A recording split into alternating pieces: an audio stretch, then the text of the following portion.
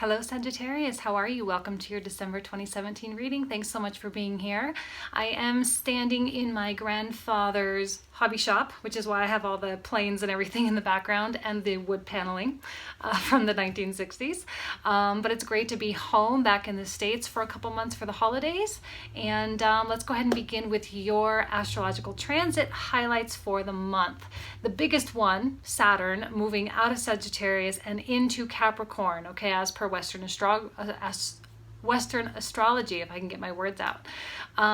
Big deal, right? We've been talking about it all year. You had a nasty retrograde in your sign, back and forth between Capricorn and Sagittarius, and now Saturn is coming back home, and it's going to feel like this particular area of your life, which has to do with money, possessions, and also your body, are going to start streamlining and going to really take a lot of your focus. You are going to maybe be a little bit less of a risk taker in terms of your financial investments, but you're going to be very smart about it. This is not a good time for pessimism. It's not a good time for excessiveness either. Saturn is about simplicity and cutting out excess so that you can have a more streamlined effort in this part of your life. The other exciting transit we have is Venus coming into your sign in the beginning of the month. Now, this is going to give your, whether it's your love life or just your outlook on life in general, a more buoyant or bouncy approach, right? Venus being in Scorpio gives such intensity and such depth of focus that we're all just going to be lightening up a little bit, especially you guys. And it's going to give, I think, a little bit of a brighter perspective on yourself, on your goals, on your new year, and get you back to a place of feeling like your old but new and improved self. Okay, so thank you so much, you guys. Also, I will be introducing my new deck that I designed as well. I'll introduce it when I start reading the cards, so you'll see that too.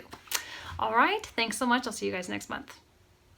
Sagittarius, let's go ahead and get started, okay? I wanted to introduce my new deck to you. I've been so excited about this. I created a deck with photos that I took in Bali, so I call it my Bali edition. And I'm not going to be selling it for multiple reasons, but hopefully, for me, it's very special, very connected with this deck because I created it. So hopefully it does speak to you guys as well. Let's go ahead and begin, Sagittarius, for December 2017. Happy birthday to all of you.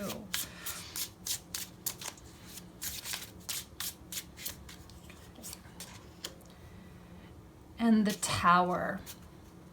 Okay, well, Tower is a loud card, you know. It represents change. It represents, I would say that it's like a sharp corner. You know, you turn a sharp corner. And it can be emotionally frustrating, but it always brings about positivity, okay? So, you know, the Tower can seem ominous, it can seem gray, you know, it can seem like there is no life, and it can seem like the end of a road, but ultimately the end of a road is always the beginning of a new trail, right, kind of thing. So, a lot of you may have experienced something this month, you know, or you will experience something, whether it's something coming in or something leaving, or something drastically changing, news of something. A lot of times the Tower can represent things that cause us to feel confused, and sometimes it's like, well, where did this really come from? Why is this happening? How could this happen?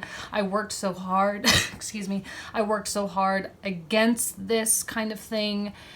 And it can be confusing, but it does require faith, you know, faith that there is something bigger, something better, and something more filled with sunshine on the other side. The one thing I love about this image, hopefully you guys can see it, I'm holding up okay, is the little yellow umbrella that's right on the patio there. And it's like this little splash of color in this gray concrete kind of space. So don't forget that there is always life. There is always glitter surrounding or underlying difficult circumstances. And because you have such an important astronomical event happening, it doesn't surprise me that we're having such a powerful card come out in the beginning. So now we have the Knight of Pentacles. Okay, and the Knight of Pentacles is the card of Virgo. All right, but it doesn't have to be a Virgo, but it could be an earth sign or someone that's just more in general a little bit more practical or more earthy. Okay, now I don't necessarily see that this is you, but rather that there is someone in your surroundings. All right, and maybe they are the cause of the tower, or maybe they are an effect of the tower, but either way they are connected, and they are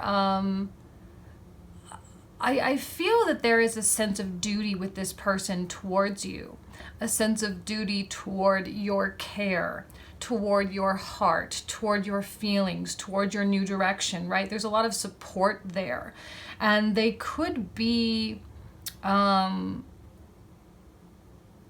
of like, I'm like they have a smile on their face in the face of service, right? And I'm wondering if you are in need of service from others, and you being such a service-oriented sign, it might be difficult for you to ask for help from others. But here you have someone that is totally willing to go down this road with you, hand in hand, side by side, and be, you know, a partner in crime for you, whether romantically or not. All right, it doesn't have to be romantic. It can be a best friend for some of you. Let me make sure you guys can see that. You know, it can be a best friend. It can, or, you know, sometimes our lovers are our best friends as well. I am seeing a more platonic capacity, not saying that, you know, some of you are, it can be your romantic partner as well, but yet where they're coming from is from that more platonic place and true caring for your well-being. They've, you know, we've all gone through tower moments. We've all gone through these catastrophic or seemingly catastrophic things. And if they are in effect the cause of the tower, I don't necessarily see that they're going anywhere. The Knight of Pentacles tends to have a stick-to-itiveness about them, right? Like they're in it to win it. If they have caused pain or inflicted pain upon someone else, they will work to rectify that, okay? They will work to fix the problem. You know, when we're talking Knight of Pentacles, we're talking about the energy of Virgo, and Virgo is about perfection. And if they have a relationship in their life that is not quote unquote perfect, they have a difficult time with that. It doesn't set well with them. And so if there's bad blood between you and someone, I think they're going to be kind of the leader in trying to rectify. And the Queen of Swords. Interesting.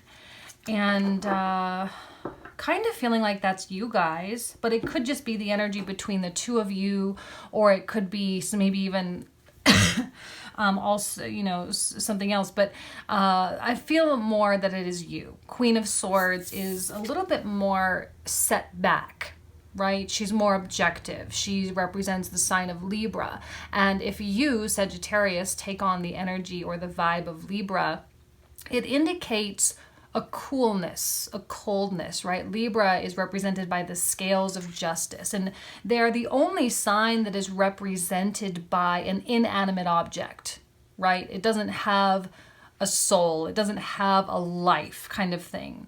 And there may need to be some decision, whether it's about this person or alongside of this person. I see the Queen of Swords here looking at this person, so there's a lot of energy surrounding this.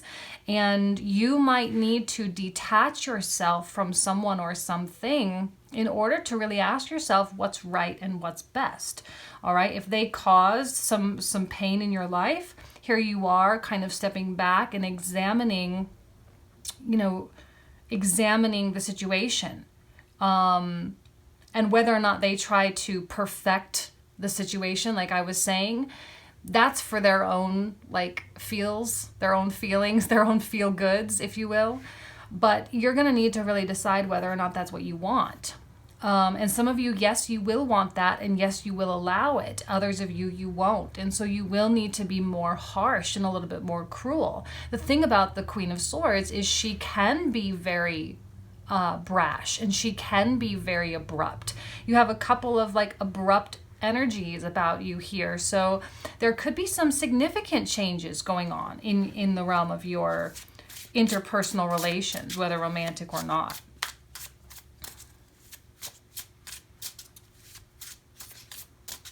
I'm feeling like the other person might even be kind of putting on a little bit of a happy face. And you might be kind of like, hey, how are you being so happy? How are you being so, you know, kind of seemingly unaffected by what's going on when I'm feeling so affected, you know? And so that can maybe hit home for you a little bit as well.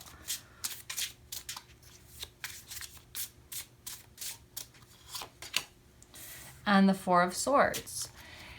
Four of Swords is kind of like, so this is like a fueling station, all right? So where you go to refuel. And I put this image in this card because I did feel that that's kind of what the Four of Swords is about. It's about meditation. It's about reflection. It is very much about mental maturity as well. The number fours are the most sturdy and the most stable in the deck, or of the numbered cards.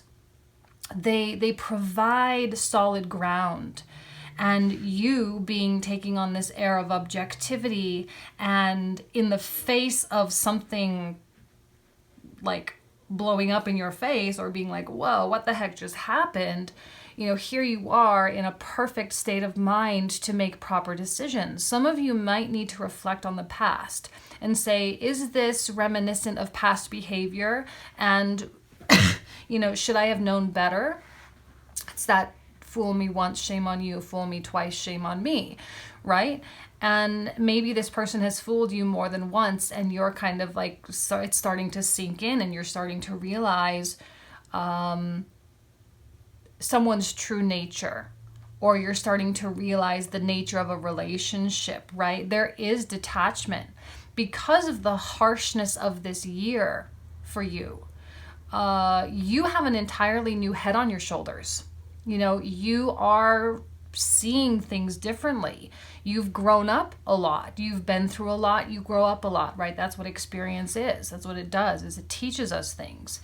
And I feel like a lesson has been learned, and you are starting to maybe float away from something. The earth signs have been kind of causing a stir over the past couple months, I'm not gonna lie. They have been kind of disruptive and coming in and, you know, being very opinionated and all sorts. I mean, they're not all negative people, but they have been kind of the star of the show. And I think people, not just you, Sagittarius, but people are kind of like, hey, you know, you guys can't just come in here and boss us all around, and you can't just have your cake and eat it too, and you can't just expect things of us, you know? And so, like, it's not fair. And I think you being such a giving sign as well, there is a little bit of a mismatch. Okay.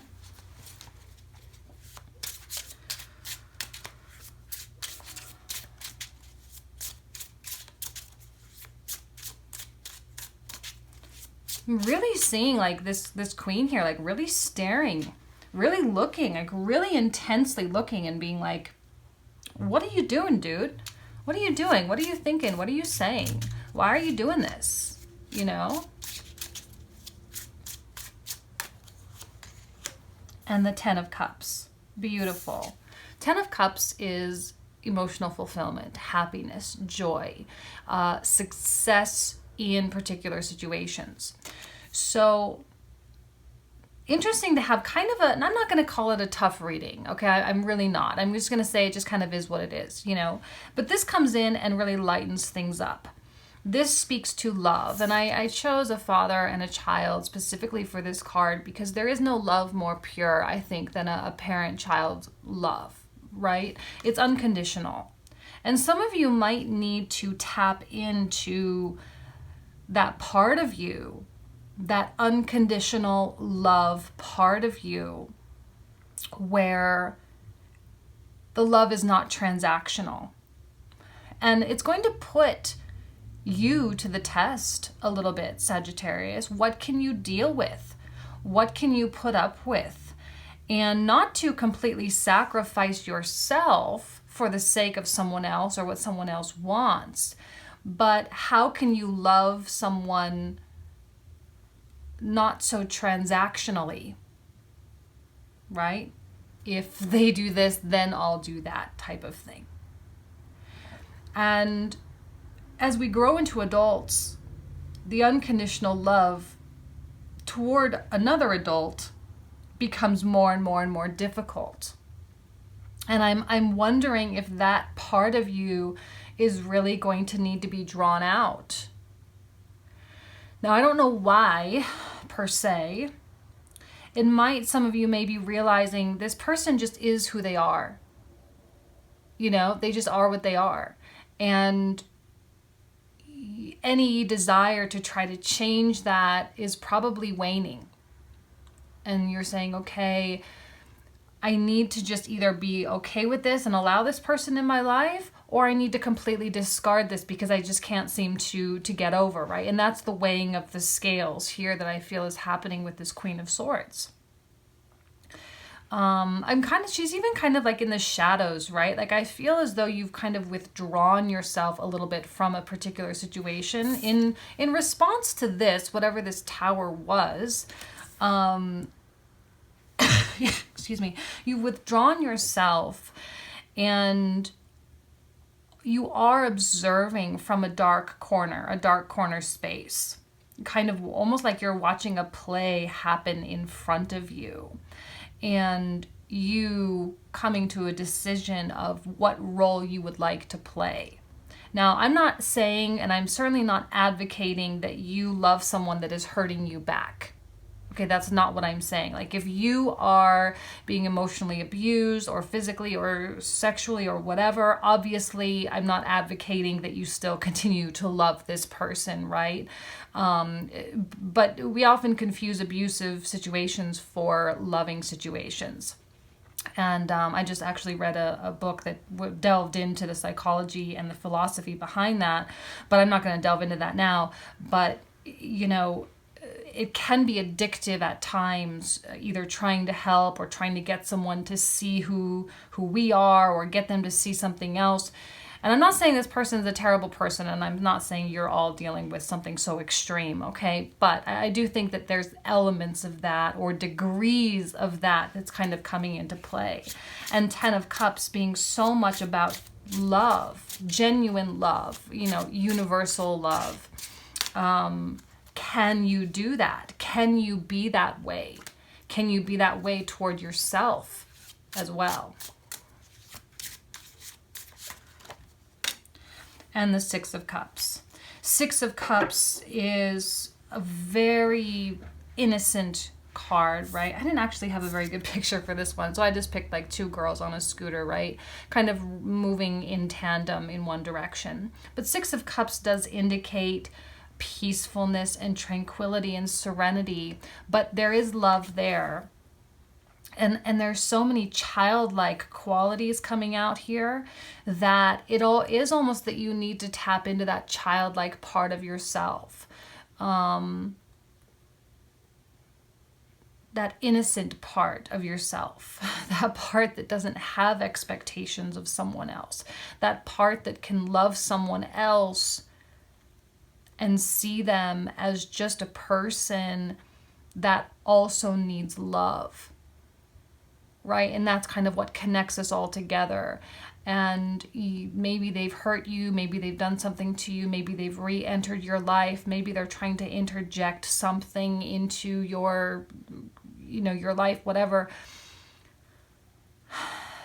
To look deeper than that And because you have hit depths beyond your what you ever thought you possibly could hit this year, Sagittarius, because you have hit those depths, I feel that you can very discerningly see, with almost as though there's no barrier, there's no physical barrier, but almost like look directly into someone's soul and understand their true essence and who they are, to be able to see their pain, to be able to see their true aches and their true psychological issues and their issues with their parents. Like, I feel like there's this newfound transparency that you have discovered, not only with this person, I think, but with people in general, because you have been in touch with such a dark place within yourself this year. You were pushed so hard.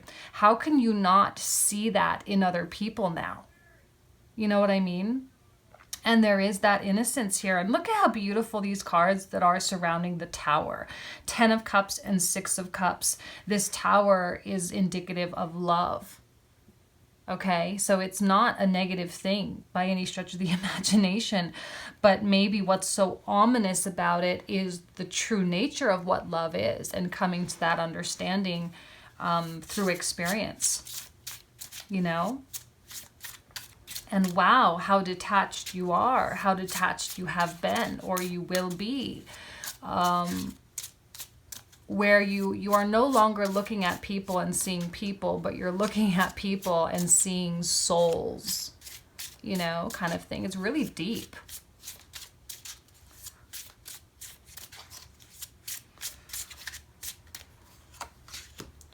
And 7 of Cups. Let me make sure it's in the screen. Okay.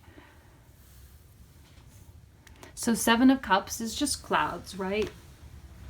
It's a place of some emotional confusion, not sure how you feel, perhaps options, you know, perhaps you have multiple options with this person or with this situation, and now you're kind of left to see where the dust will settle, and you'll be able to clearly see your path.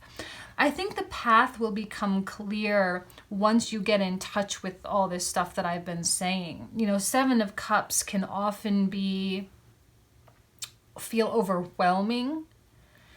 It can also feel like failure at times, but please do not misinterpret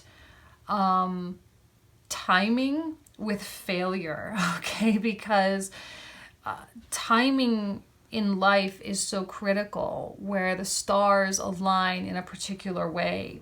And it's all, for me, in my personal belief system, not to project that onto you, but I do believe that we as souls chose to came into this lifetime at a very specific moment in time, so that we were guaranteed to go through certain experiences so that we could grow and evolve as a soul as quickly as possible, right? And so the confusion is purposeful. The not knowing is purposeful. You, in essence, have chosen to be in this place and in this moment, in spite of how out of control you feel sometimes.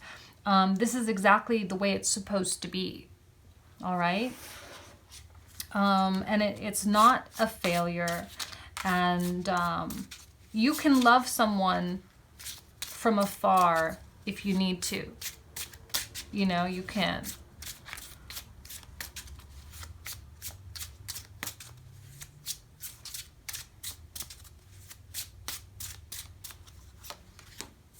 And the Knight of Swords. I love this guy. You know, he's kind of like a surfer dude. I didn't have permission to take his picture, so I didn't want to show his face. But, you know, he is so busy, you know, and this being the card that represents the sign of Gemini, there is a busy-like energy about you. And I'm wondering if you are going to try to stimulate yourself in a way or in a manner that like tries to, I totally just lost my train of, this is such a Gemini thing, right? Like going from one thing to the next so quickly that you don't really finish what you started. And I feel like that there's that kind of essence about you, right? I'm not saying that you're avoiding or going through a denial period, because I absolutely do not see that. But I do see detachment here, but good. But I also see you being very busy. And I also see not only will you kind of have this sort of Seven of Cups air about you, but I think they will as well. Now, this could be someone else for you guys too. You know, if you're dealing with multiple people, this could be someone. But I'm seeing your focus much more geared toward this person rather than this person. So I don't know exactly how this person comes into play, if it is like a third party. It's almost as though this situation needs to be fixed and rectified first before you can dedicate attention to this person. But I do think you'll be keeping your mind quite busy. Some of you may be trying to educate yourself, collect knowledge. Some of you might be doing a school thing or a project or something like that, just to keep your hands and your mind at bay, because this can be an emotionally distressing thing. I mean, we've got the 10 of Cups and the 6 of Cups, which is beautiful, but then it's kind of caveated with the 7 of Cups there with that confusion. So you might just be kind of as a form or as a way to detach and to keep yourself separated from this, to just kind of be with friends, or like playing a little bit more around on social media, or maybe some of you will begin dating online. 7 of Cups can often represent, like the virtual or the virtual worlds. Some of you may be, doing a lot more social things, going out with friends, connecting with family, and that kind of thing. Family, I think, will be important for you this month, not just because it's the holiday season, but because it's a way for you to really get back to your roots. Okay, and we've got the number 4 of Swords, and 4 representing the 4th house in astrology, your root system, where you came from. And I think that your mind may be drifting back a lot, so trying to reconnect with who you were, or trying to make sense of who you are now by comparing who you are now with who you were, if that makes sense.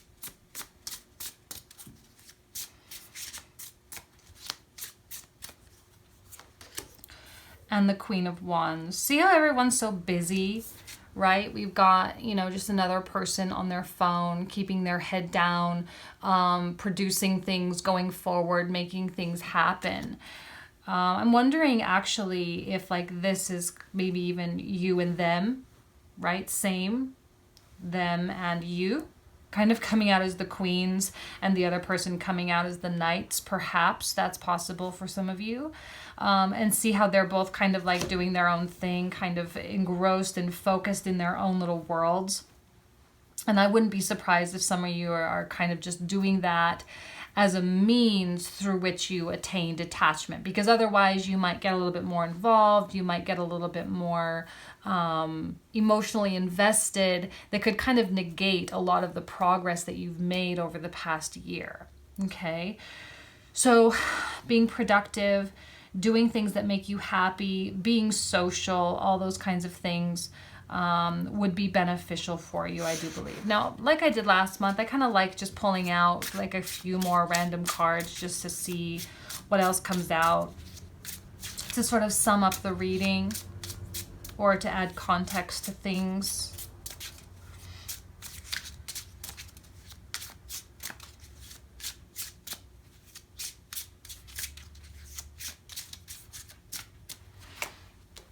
Eight of Wands, okay, it's about, 1, it's about travel, so you may be traveling. 2, it's about communication, and it's about things coming to you as well. So she could be receiving messages rather than sending them, right? And I do feel like even she is like waiting for something to happen, waiting for information to be collected so that she can properly make her choice or properly make her decision, right? 8 of Wands, things coming to you. Interesting. So I decided to choose a nature for the devil. Now, the reason why I chose this one specifically is because of that concept, as above, so below, or that concept that we are living in a world that is reflecting ourselves back to us type of thing. So I chose the concept of the reflection very specifically for the devil, because we can almost never really get away from our reflection, right? And to have people in our lives, you know, that are either challenging or whatever, can sometimes, you know, force us to do that introspection that I know you've done so much of this year. And I feel that your physical world has changed or will change so rapidly as we have this major event happening in your sign, Saturn moving into Capricorn as per Western astrology, that you are kind of forced to let that stuff go, to kind of turn your back on the restrictiveness of your circumstances or the things that have felt like restrictions, you know. And this is representing quick movement or swiftness, you know. It's about choosing a direction and just going in that direction. And I feel like some of you are understanding that concept of the reflection, okay, the as above, so below, quote unquote. Now that can be, you know, we can philosophize, is that the word? About that all day long, about what that means and so on and so forth. So take that concept with a grain of salt. But I think some of you really came in contact with your reflection, you know, just as much as, you know, you're standing in front of the mirror and you're doing your makeup and you trust that the mirror is going to reflect back to you what you actually look like, right? You can expect that the world will reflect back to you what you actually are as well. So there's kind of that realization and that understanding. And for those things that you weren't happy with, and those relationships and those people that you weren't happy with, that you decide to shift, right? Or to change your perspective. Or for some of you, I think some of you will be cutting people out of your life, you know.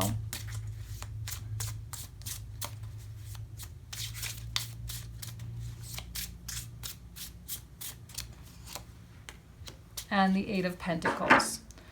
It's about progress. This is also a card of prudence and being careful, being detail-oriented, moving forward slowly, day by day, not pushing yourself, not overloading yourself, and just creating and changing your life as needed, right? You know, you don't need to make revisions to things that are already working, so keep going with those. But the things that do need attention, you know, it's time for you to address those and to make those changes. And now is such a good time. Not only is it your birthday, so it's your solar return coming back, which is awesome.